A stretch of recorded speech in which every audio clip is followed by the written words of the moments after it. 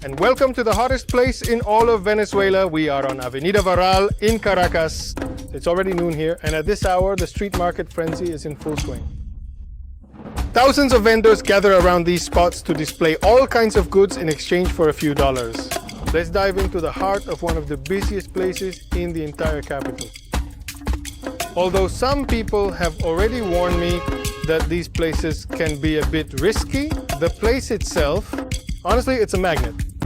Friends, get ready, because today we're going to have an epic adventure through the hottest streets of this huge city.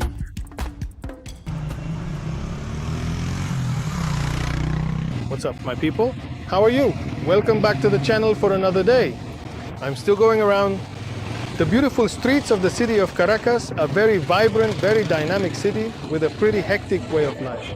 It looks like a peaceful life, but you also have to be very careful where you go. Today I'm coming down from La Pastora towards the center of Avenida Baralt, and the first thing we see is all kinds of shops. Traffic, intense heat, street vendors, homeless people, a car wash, and fruit. Look at those Venezuelan mangoes. Aren't they delicious? Wow, 3 kilos. $1, so that's a very good price. These are the types of markets that can now be seen in some popular areas of Caracas, and of course they sell much cheaper than supermarkets. Right here is where Avenida Baralt begins. And look, a few months ago, specifically last year when I was here in Caracas in September, there was much less traffic than there is today. Look at how it looks now. I think I would even dare to say it's double what it was last year. That means either more people are coming to live in Caracas, or maybe more people are just out on the streets now. There's more economic activity, I don't know. Let me know what you think in the comments. But what is certain is that the vibrant movement of the city has evolved. Look at the fruit stands on the street. Here, the prices are in bolivares. For example, papaya, 28 bolivares. That means it's about $1.10 per kilo. Cucumber, 6 bolivars. Bell pepper, 35 bolivares. And the little markets that are everywhere. Look, most of what they sell here is for $1. Except for these sanitary pads, which are $3. And soap, 3 for $2. Honey, $6 and $9. And another thing that stands out is that people are still selling seasonings. What happens in Venezuela is that seasonings are very expensive, so people have to sell them in small bagged containers. Here I have a shoe store next to me, just to give you an idea of the prices of the shoes. Look, $18. I imagine at first it's an imitation, and $15. All of this is what would be Baralt Avenue, which is, let's say, one of the most important avenues and where things happen. A lot of transportation passes through here, connecting the entire central area of Caracas. And just look at the number of people on motorcycles. This is Caracas. This is what a normal day looks like. Years ago, I lived on this avenue, right at the beginning of what is Baralt Avenue. Honestly, it was really, really dangerous. The sound of the buses is deafening. As you walk through downtown Caracas, you immerse yourself in a vibrant world of constant movement. The streets are full of street vendors. They offer a variety of products, from food, clothing, crafts, and anything else you can imagine. Local shops display their merchandise, showcasing the creativity and passion of entrepreneurs in Venezuela. But beyond the cultural and culinary richness, it's the people who are truly captivating in this country. There are even street markets selling all kinds of things. If there's one thing you see a lot of in Venezuela now, it's pharmacies. You can find a pharmacy everywhere, and that's a good thing. But just like that, there are also suits for elderly people in that area we just saw. Well, weekly promotion, ladies $5, gentlemen $8. That's the price of a haircut here in Venezuela. Look, Venezuelan mangoes. These mangoes are insane. They're amazing. They're just too good. There are the prices, and these are prices in Bolivar. Look, tomatoes, and that's how they sell you the little bags for $1. So many products. Honestly, it's overwhelming to look at everything. The old newspaper stands, since they disappeared, ended up becoming gift and flower stands. I'm about to show you where I used to live. Which building I lived in on this avenue back in 2005, around the time I was studying here in Caracas. And I had to walk this whole avenue all the way to Capitolio, which is where the metro was. But anyway, as I was telling you, years ago, Walking along La Baralt after 6 p.m. was already way too dangerous. You had to already be inside your house by that time, but nowadays, well, you can see lots of people walking along this avenue. Look, of course, that doesn't mean it's actually safer or not. The truth is, you still have to be very careful. I'm taking a risk carrying a camera here, but I do it so you can get an idea of the different realities people experience in this country.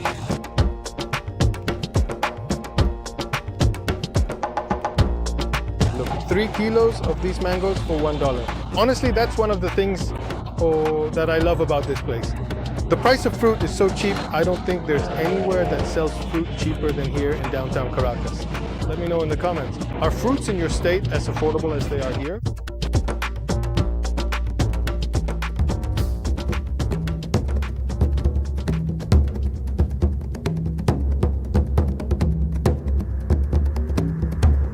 You can even find perfumes bags. Well, you can get all kinds of things here. This is the kind of business that nowadays in Venezuela you see a lot. Products for throwing a party. Plates, cutlery, and decorations are products that have become more popular, as well as nuts and dried fruits. Honestly, I have seen them in a couple of places, but they're really expensive. Well, except for peanuts. Well, fruit shops, really. This is a super busy avenue. Look, there are all kinds of stands.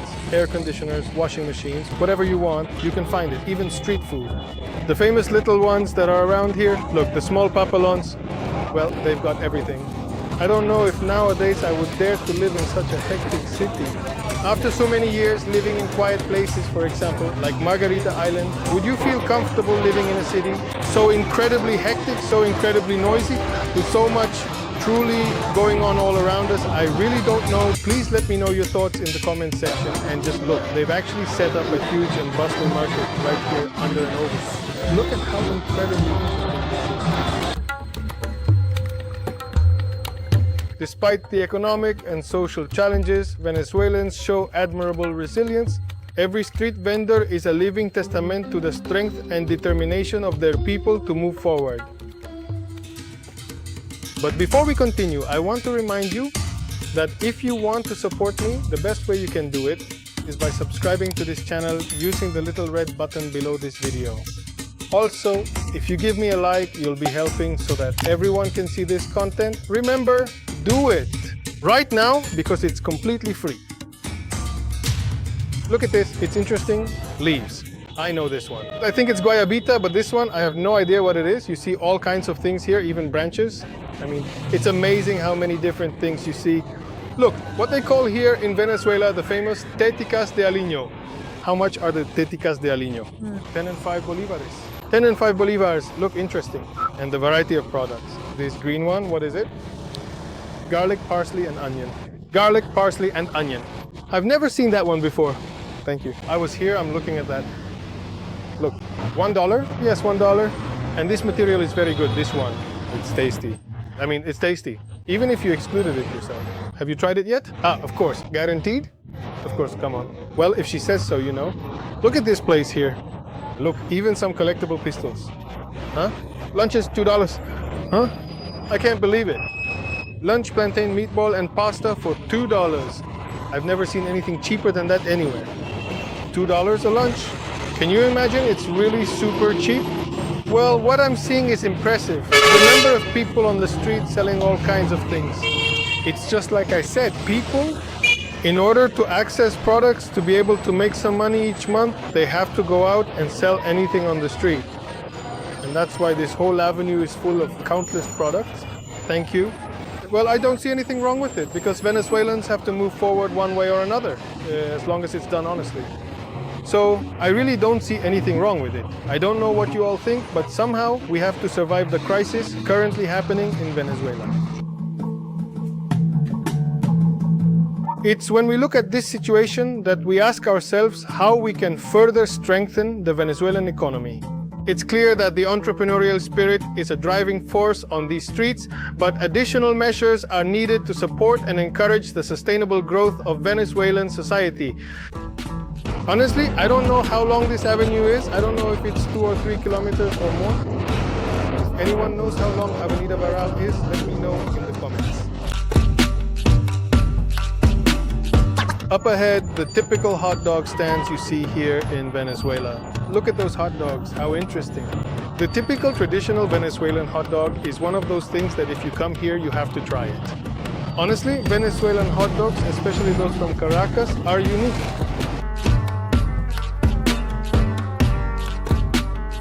What do you all think? How do you see the situation in the country? Do you think things are getting better? Is this increase in food stands a sign that the economy is improving? I think we should propose some recommendations to improve the country's economy. First of all, it would be necessary and crucial to promote policies that encourage entrepreneurship and make it easier to access financial resources and business training. By strengthening skills and providing opportunities, we pave the way toward a more prosperous future for everyone. Additionally, partnerships can be established between the public and private sectors to create jobs and stimulate local commerce. These collaborations can drive the creation of microenterprises and cooperatives, providing economic stability and long-term growth opportunities. These are Venezuelan plums, and they cost 20 bolivars per kilo. Look, a little plum, and it's sweet too. That's how generous Venezuelans are. When you approach them, they want to give you something, they want to offer you a gift. Well, that's what we see. That's how people react, and I simply show it to you so you can see it in the video.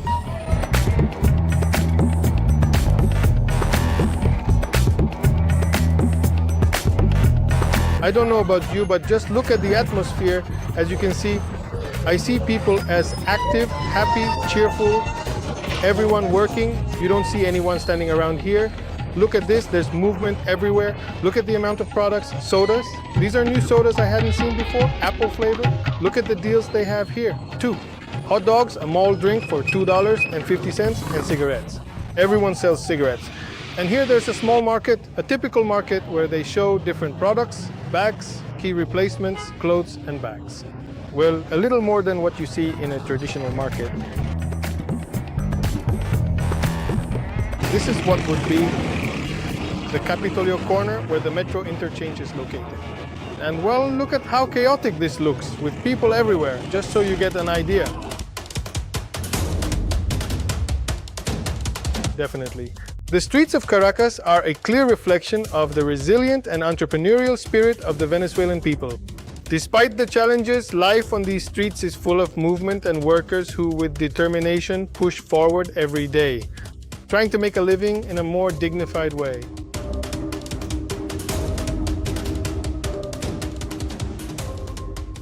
Right at Baralt, you find it going down San Martin and the Rio Tubin terminal. Right here is El Calvario. 90 steps to climb and get the best panoramic view of Caracas. So let's go up.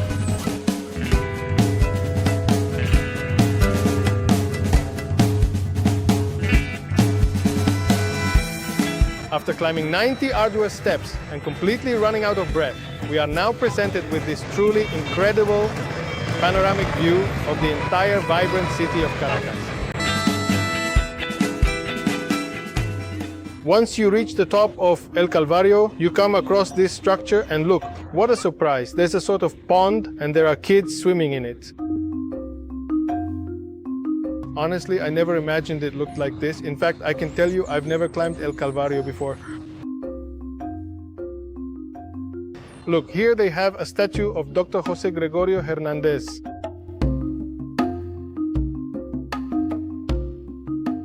Among the other things we find here is a bust of the distinguished composer and pianist Teresa Carreño.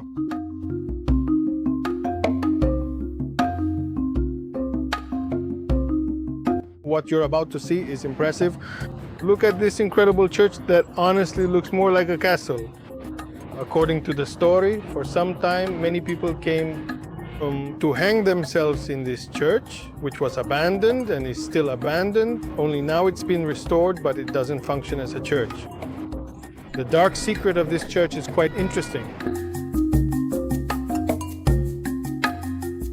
And very close to here are what are known as the blocks. And further back is the Cuartel de la Montaña, or the 4F, where the remains of former President Hugo Chavez are located. Another interesting thing you find at the top of El Calvario is this impressive clock in a very English style. And on the other side, a statue of our liberator, Simón Bolívar.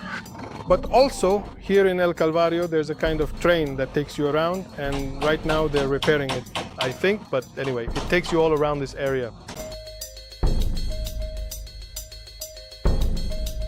At this time like this, you can see the Central del Silencio area, which is one of the apartment complexes. It's one of the most, let's say, emblematic places of Caracas from the 1950s and 60s. For those who don't know, this whole complex of buildings was built for the middle class, but these apartments were built with features that were practically luxury apartments at the time.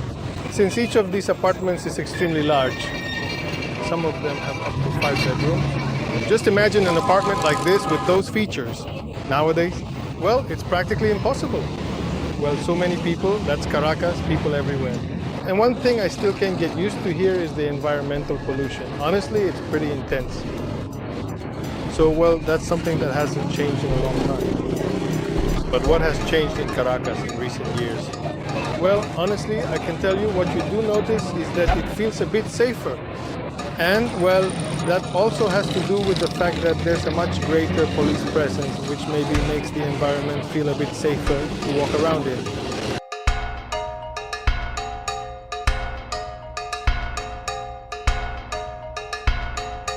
In the background, the very famous Teatro Unfiltered, one of the oldest theaters in Caracas that is still in operation.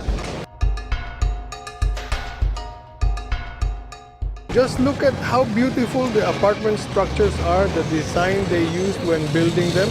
Just look at the balconies, how beautiful they look. This is just to give you an idea of how they used to build these things. I'm even noticing that there are some duplexes. Are those the ones up here?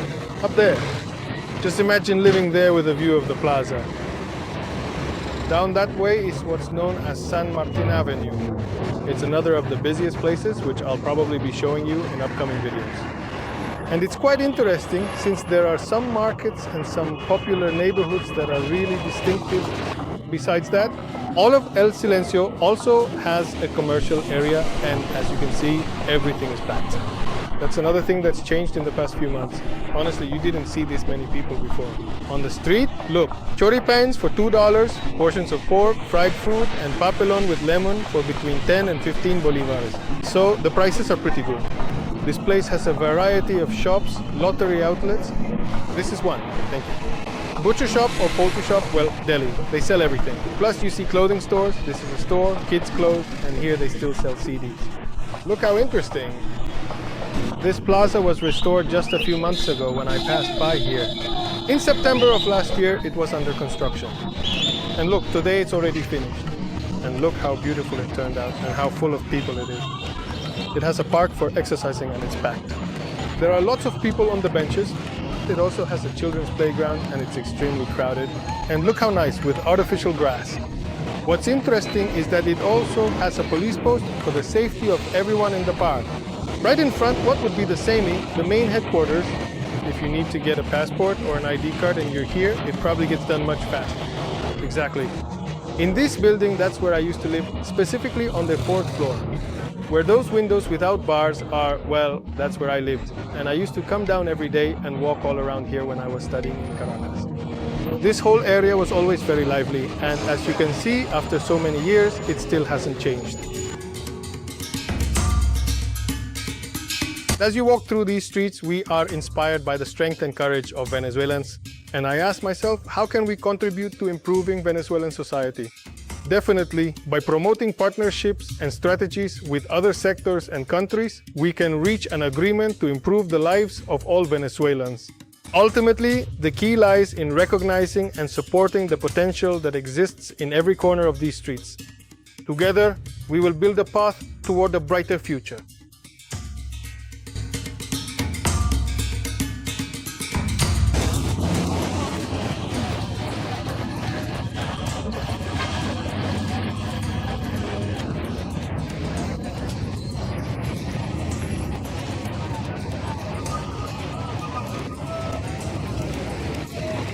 What did you like the most and what would you like to see in future videos? You can subscribe by clicking the little red button down below and it's completely free.